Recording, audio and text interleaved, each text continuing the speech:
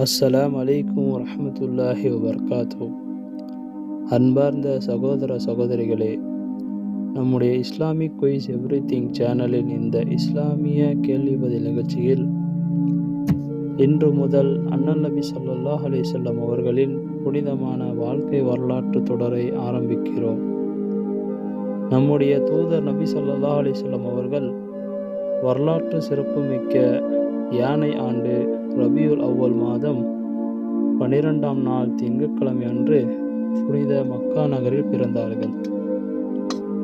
அவர்களின் மதிப்புக்குரிய தந்தை அப்துல்லா, தாயார் ஆமினா.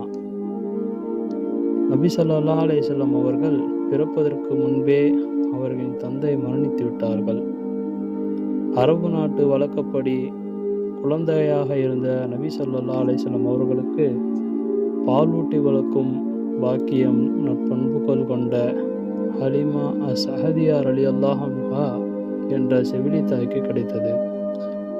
வறுமையில் வாடிக்கொண்டிருந்த ஹலிமா ரலியல்லாஹு அன்ஹா அவர்களின் குடும்பம் நம் பெருமானார் ஸல்லல்லாஹு அலைஹி வஸல்லம் அவர்களின் வருகைக்கு பின் அளவற்ற பரக்கத்தும் வளமும் பெற்றது. நபி ஸல்லல்லாஹு அலைஹி வஸல்லம் அவர்களுக்கு 6 வயதாக இருந்தபோது அவர்களின் தாயார் ஆமினாவும் மரணித்து விட்டார்கள். அதன் பிறகு பாட்டனார் அப்துல் முத்தலிப் அவர்கள் நபி ஸல்லல்லாஹு அலைஹி வஸல்லம் அவர்களை தன் உயிராக பொறுப்பேற்று வளர்த்தார்கள். ஆனால் அடுத்த 2 வருடங்களிலேயே பாட்டனாரும் மரணித்து விட்டனர்.